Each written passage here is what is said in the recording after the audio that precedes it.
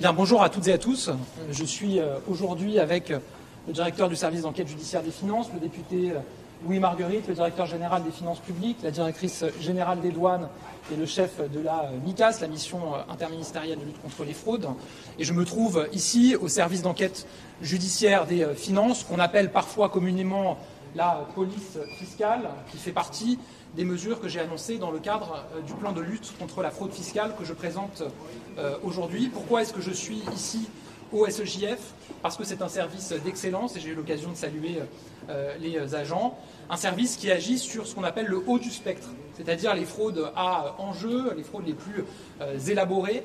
Un service dont je vais doubler le nombre d'effectifs s'agissant des officiers fiscaux judiciaires et que je vais positionner comme un véritable office de lutte anti-fraude aux finances publiques, puisqu'il y a de nouveaux types de fraudes qui sont apparus, notamment la fraude aux aides publiques, qui ont pu être mises en place, par exemple, à l'occasion de certaines crises. Et je veux vraiment le positionner comme un interlocuteur de référence vis-à-vis de l'ensemble des parquets et des institutions européennes par ailleurs.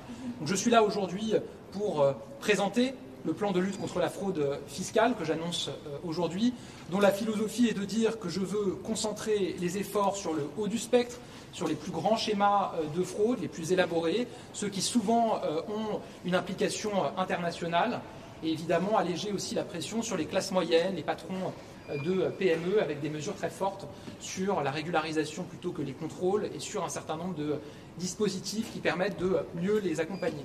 J'ai annoncé pour cela une méthode, plus de moyens, plus de sanctions et plus de résultats. Sur les moyens, il y a le doublement des officiers fiscaux judiciaires ici à la police fiscale. Il y a 1500 créations d'effectifs pour le contrôle fiscal à la Direction générale des finances publiques. Et puis un certain nombre d'orientations qui sont données sur les contrôles, notamment pour renforcer le nombre de contrôles sur le haut du spectre, c'est-à-dire les fraudes, encore une fois, les plus élaborées, celles qui recouvrent le plus de techniques, notamment à l'international, et des montants financiers qui sont importants.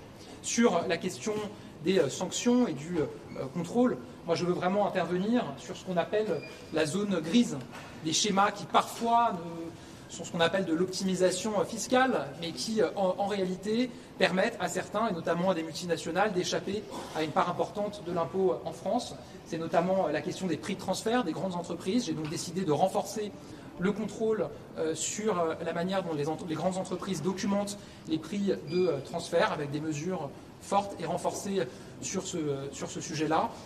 Je renforce également des sanctions dans les cas de fraude fiscale aggravée. On travaille avec mon collègue Éric Dupond-Moretti à une sanction d'indignité fiscale et civique. Très concrètement, dans les cas de fraude les plus graves, quand il y a dissimulation d'avoirs à l'étranger, quand il y a bande organisée, je considère qu'on n'est plus dans la citoyenneté et qu'on doit être privé pour un temps de tout accès à réduction d'impôts, crédit d'impôts et à ses droits civiques, dont son droit de vote. Il y a une question constitutionnelle autour de cette mesure et donc on saisit le Conseil d'État pour qu'il puisse nous fournir une analyse. De la même manière, je souhaite que pour des condamnations judiciaires qui ne s'accompagnent pas de mesures de privation de liberté pour les fraudes importantes, il puisse y avoir des travaux d'intérêt général et nous allons travailler avec la Direction générale des finances publiques sur une proposition de travaux d'intérêt général dans le réseau des centres des impôts et de la DGFiP. Enfin, je veux renforcer notre action et les mesures que nous portons, je le disais, pour alléger une forme de pression qui peut exister encore, même si beaucoup a été fait dans le cadre de la relation de confiance sur les Français de classe moyenne, les petits contribuables et puis les patrons de PME. On a beaucoup développé, je remercie la Direction générale des finances publiques, la régularisation en lieu et place du contrôle. Je crois que c'est 1,2 milliard d'euros de droits l'an dernier. Je veux qu'on continue à massifier cette proposition de régularisation. 200 agents seront dédiés supplémentaires à ce sujet-là.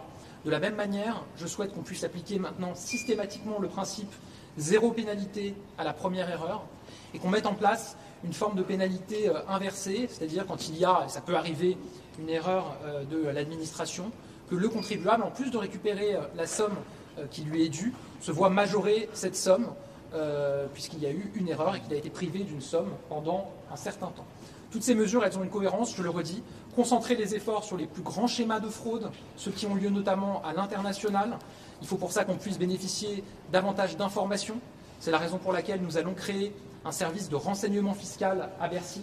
Très concrètement, ça veut dire que pour aujourd'hui aller chercher des informations sur des fonds qui sont positionnés dans des États non coopératifs ou auprès d'institutions financières qui ne font pas la transparence, on puisse aller chercher des informations avec des agents de renseignement qui seront formés pour ça, qui permettront de recruter des sources humaines, de les rémunérer pour leurs informations, mais aussi d'utiliser des techniques de renseignement. Je pense aux écoutes, à la pose de balises, par exemple, ou à la captation de données.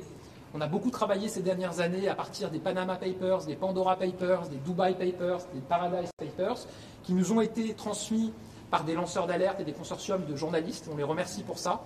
Moi, je veux que la France puisse produire ses propres papers en allant chercher, via ce service de renseignement fiscal, des informations sur les plus grands schémas de fraude à l'international qui impliquent souvent la dissimulation d'avoirs à l'étranger. Je suis maintenant disponible pour répondre à certaines questions. Vous allez utiliser les réseaux sociaux pour ça? Alors, il y a déjà eu, ça c'est la loi de 2018 qui a été portée par mon prédécesseur Gérald Darmanin, un recours et une utilisation des réseaux sociaux qui sera poursuivi évidemment. Une question sur le droit de vote. Priver le droit de vote des fraudeurs, des plus gros fraudeurs, est-ce que c'est possible techniquement et en termes législatifs, est-ce que c'est possible? Moi je le redis, quand on est dans un cas de fraude fiscale aggravée, avec dissimulation d'avoir à l'étranger, bande organisée, on n'est plus dans la citoyenneté. On se met soi-même en dehors de la citoyenneté. Et donc il me semble normal que, pour une certaine durée, il y ait privation du droit de vote. Votre question c'est est-ce que c'est possible juridiquement? Je pense que oui, puisque dans des cas aujourd'hui très restreints et limités, c'est déjà une possibilité. C'est sur l'autre volet, notamment sur la privation de crédit d'impôt ou réduction d'impôt sur une certaine durée, où il y a un doute et un débat constitutionnel. Et c'est pour ça qu'on saisit le Conseil d'État. Vous n'avez pas peur que ça soit retoqué par le Conseil d'État, justement? C'est justement pour ça qu'on les saisit, pour qu'ils puissent faire la lumière et nous dire dans quelles conditions c'est possible. Est-ce que vous évaluez les recettes, s'il vous plaît? Pardon. Alors d'abord, il faut souligner les progrès considérables qui sont intervenus. C'est notamment le fait de la loi de 2018, mais aussi de l'exceptionnel travail de nos agents. L'an dernier, 14 milliards 600 millions d'euros de droits notifiés. C'est une année record historique. Évidemment, on souhaite progresser et avoir sans cesse davantage de droits notifiés et recouvrés. C'est pour ça qu'on annonce des mesures. Pourquoi est-ce que je ne donne pas d'objectifs chiffrés pour les années à venir? Parce que je ne veux pas mettre mes agents dans une situation où ils ont chacun pour l'année un objectif chiffré à atteindre de droits notifiés ou recouvrés qui pourrait les mettre dans une situation de devoir saler la facture, entre guillemets, pour certains contribuables, quitte ensuite à avoir des mesures l'année suivante pour rendre de l'argent qui aurait été trop perçu. Voilà, moi je ne suis pas dans la course aux chiffres, je suis dans l'investissement dans les moyens supplémentaires pour obtenir de meilleurs résultats et je pense que c'est plus efficace. Est-ce que vous avez des cibles privilégiées? Moi, je le redis, les cibles privilégiées. Vous pouvez regarder le cas. C'est laquelle?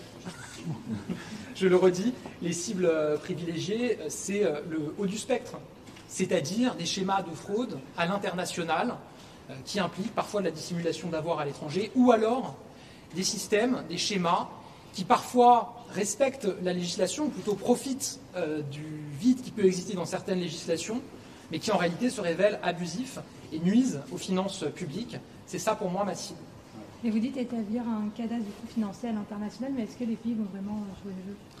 On sait que si on veut vraiment porter un coup d'arrêt à l'évasion fiscale, il faut un cadastre financier international. C'est-à-dire être capable de savoir qui possède quoi, où et comment. Pas uniquement sur la question des comptes bancaires sur lesquels beaucoup de progrès ont été faits en matière d'échange d'informations, mais aussi sur des parts détenues dans des sociétés, dans des fonds d'investissement, du patrimoine immobilier. C'est ça l'idée du cadastre financier international. Il faut pour ça, effectivement, que les autres pays acceptent de se lancer dans cette voie.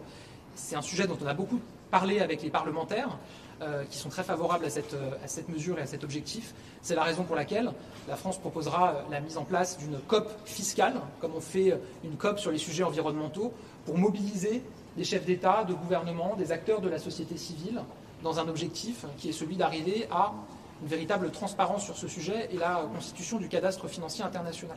Ça mettra du temps, évidemment, mais je pense qu'on peut déjà continuer à avancer au niveau européen.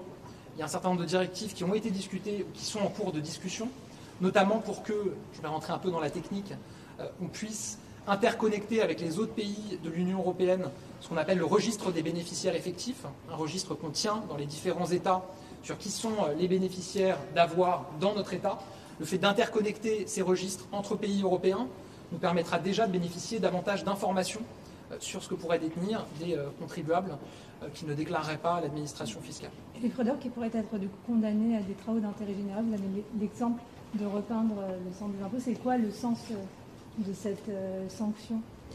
Bon, moi, je considère que quand on est condamné pour une fraude fiscale, qu'il n'y a pas de peine de privation de liberté, une mesure qui me semble importante, ne serait-ce que symboliquement, serait qu'il puisse y avoir des travaux d'intérêt général de manière plus systématique. Et effectivement, je pense que c'est important qu'on puisse proposer des TIG, comme on dit, des travaux d'intérêt général, dans le réseau de la DGFiP, notamment sur l'entretien des centres des impôts, mais il peut y en avoir d'autres. Parce que quand on fraude les finances publiques, on prive la collectivité de moyens qui permettent d'entretenir des écoles, des commissariats, des centres des impôts, des hôpitaux. Et donc je pense que c'est important. Effectivement, je vois qu'il y a beaucoup de débats autour de cette mesure qui a l'air de surprendre depuis ce matin. Et je m'étonne qu'on considère que c'est quelque chose de légitime et de normal pour, entre guillemets, le petit délinquant de droit commun, mais que quand il s'agit de fraude fiscale importante, on trouve ça curieux de demander qu'il y ait des travaux d'intérêt général. Moi, excusez-moi, mais que le col blanc mette le bleu de travail pour aller effectuer un travail d'intérêt général, ça ne me choque pas du tout.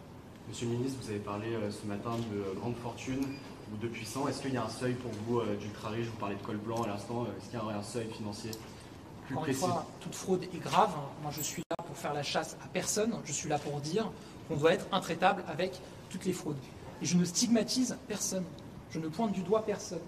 Je dis simplement qu'on doit agir davantage et encore plus efficacement, ça nécessite des moyens que j'annonce, pour lutter contre toutes les fraudes, et notamment les fraudes fiscales, puisque c'est ce dont on parle aujourd'hui. C'est vrai qu'aujourd'hui, s'agissant notamment des contrôles sur place, 80% des droits recouvrés viennent de 10 à 15% des dossiers. Donc on voit que sur des dossiers d'une particulière importance, on a des fonds qui sont particulièrement importants. Et donc effectivement, j'assume de cibler l'action sur ces dossiers qui sont ce qu'on appelle le haut du spectre, qui souvent impliquent de la fraude à l'international. Il n'y a pas un seuil, un plafond, enfin je donne une fourchette plutôt pour ce haut du spectre? Encore une fois, je ne cible pas une catégorie de Français parce qu'ils auraient un certain niveau de revenu ou de patrimoine. Je cible des types de fraudes. Et par rapport à l'optimisation fiscale qui coûte environ 40 à 60 milliards chaque année à la France, qu'en est-il de cette optimisation qui est souvent faite par les politiciens électroniques? Alors là, sur la question de l'optimisation, j'ai eu l'occasion de donner quelques exemples. Il peut y avoir une zone grise. Moi je dis quand c'est flou, il y a un coût pour les finances publiques. Et donc il faut avoir des leviers qui nous permettent de clarifier davantage les choses. Il y a la question des prix de transfert des grandes multinationales. Vous avez par exemple une multinationale qui a une filiale en France, la maison mère dans un pays où il y a un faible niveau d'imposition et qui fait remonter les bénéfices de la filiale française dans l'État où il y a la maison mère pour échapper à l'impôt en France. On a eu un certain nombre de dossiers importants, avec notamment une grande multinationale à qui on a mis une amende d'1,3 milliard d'euros l'été dernier. Je souhaite qu'on renforce les modalités de contrôle sur la manière dont ces multinationales construisent leurs prix de transfert pour lutter contre ce phénomène, qui s'apparente plutôt à de l'optimisation. De la même manière, on en a parlé à l'instant avec les agents du SEJF, sur la question des sociétés éphémères, qui sont des sociétés qui sont, dès lors qu'un contrôle est lancé, transmises via un mécanisme juridique qui s'appelle la transmission universelle de patrimoine vers parfois un État dans lequel on ne peut pas aller chercher les fonds. Je souhaite qu'on ait davantage d'encadrement et j'annonce notamment des mesures pour élargir le délai d'opposabilité et pour que quand ces procédures sont mises en place, ce soit publié pour que nos services puissent en être informés et qu'on oblige d'ailleurs à produire une attestation d'honorabilité fiscale et sociale quand on se livre à ce procédé juridique. Vous voyez, il y a des leviers juridiques parfaitement légaux qui existent aujourd'hui, qui peuvent être utilisés et être utilisés de manière à construire des schémas qui sont abusifs. C'est pour ça qu'on doit renforcer les contrôles et les sanctions. C'est pas la première fois qu'un ministre présente un plan de lutte contre la fraude fiscale. Pourquoi cette fois ça marcherait? Mais je pense qu'à chaque fois qu'un plan est présenté, on fait des progrès. Le précédent plan important, c'était celui de 2018, qui avait été proposé et présenté par mon prédécesseur Gérald Darmanin. On a vu tous les progrès qui ont été faits sur l'utilisation du numérique, du data mining, sur la judiciarisation des dossiers. En 2018, on a mis fin à ce qu'on appelait le verrou de Bercy. Et on a aujourd'hui beaucoup plus de transmissions à la justice de dossiers. Je crois que c'est près de 1800 par an qui sont transmis à la justice. Donc à chaque étape, à chaque plan, on fait des progrès. La fraude, elle évolue. elle utilise des leviers qui évoluent, notamment encore plus avec le numérique. Et donc notre réponse, elle doit évoluer sans cesse. Et donc c'est important d'avoir à intervalles réguliers des plans de mobilisation comme celui que je vous présente aujourd'hui, avec des mesures très concrètes pour être plus efficaces. Merci à vous. Merci beaucoup. Une question? Si, monsieur Attal. Oui. Je voulais vous dire, on entendait la cible, c'est un peu les ultra-riches, le haut du spectre. Est-ce que c'est votre nouvelle stratégie de communication pour dire, vous voyez, on est de gauche finalement? Vous savez, je pense heureusement qu'il n'y a pas que des Français de gauche qui attendent qu'on lutte contre la fraude fiscale. Je veux dire, c'est pour moi quelque chose qui rassemble tous les Français, quelles que soient ses convictions politiques.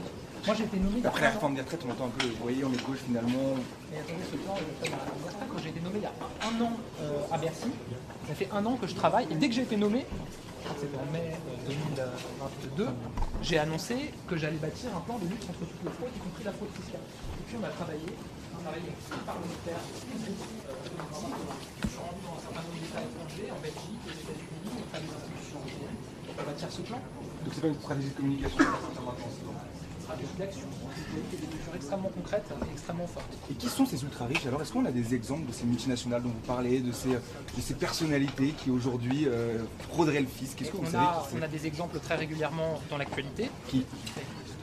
Regardez l'actualité. Je ne suis pas là pour stigmatiser, jeter l'opprobre sur un nom. Je parlais à l'instant de la question des prix de transfert des multinationales. On a mis en place des mesures répressives et on a été capable de redresser un certain nombre de multinationales, dont une l'été dernier, 1,3 milliard d'euros. Voilà, je prends des mesures supplémentaires aujourd'hui. Si vous avez assisté à la présentation qui a été faite un peu plus tôt par les officiers du service d'enquête judiciaire des finances, il y a eu des exemples très concrets qui ont été donnés d'un contribuable qui dissimule plusieurs millions d'euros sur un compte bancaire à l'étranger. Et à ce moment-là, on doit avoir une action qui nous permette d'aller recouvrer les fonds qui sont dus aux Français et aux finances publiques. Vous ne nous direz pas qui exactement? Qui vous avez dans le viseur? Je ne vais pas jeter des noms en pâture. Voilà, encore une fois, l'actualité met en avant souvent des situations, la justice aussi.